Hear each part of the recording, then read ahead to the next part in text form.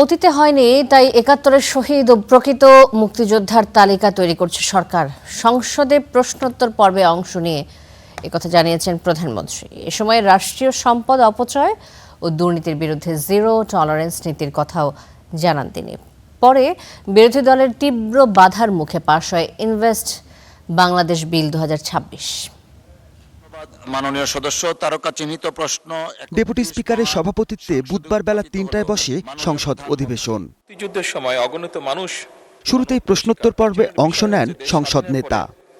যাদের দায়িত্ব ছিল, এ সময় এক প্রশ্নের জবাবে তিনি জানান, অতীতে রাজনৈতিক কারণে মুক্তিযুদ্ধের শহীদদের প্রকৃত তালিকা তৈরি করা হয়নি। তার সরকার সে লক্ষ্যে কাজ করছে। এই সঠিক এবং পূর্ণাঙ্গ তালিকাটা তারা সেই সময় তৈরি করেনি, বরং এটিকে তালিকা তৈরি করতে গিয়ে সেখানে তারা রাজনীতি টেনে নিয়ে এসেছিল। বর্তমান সরকার নির্বাচনী ইশতেহারে নিবিড় গবেষণার ভিত্তিতে মুক্তিযুদ্ধের শহীদদের একটি পূর্ণাঙ্গ তালিকা প্রণয়নের অঙ্গীকার ব্যক্ত করেছে।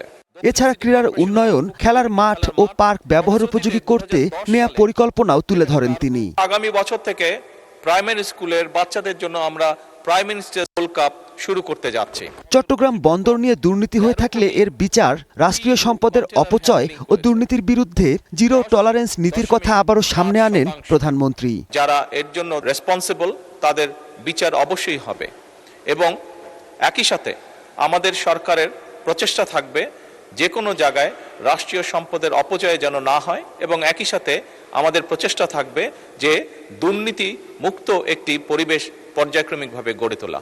পরে বিরোধী দলের তীব্র বাধার মুখে পাশ হয় ইনভেস্ট বাংলাদেশ ২০২৬ বিলটি। বিল ২০২৬ পাশ করা হোক। যারা এই প্রস্তাবের পক্ষে আছেন তারা হ্যাঁ বলুন, যারা এই প্রস্তাবের বিপক্ষে আছেন তারা না বলুন।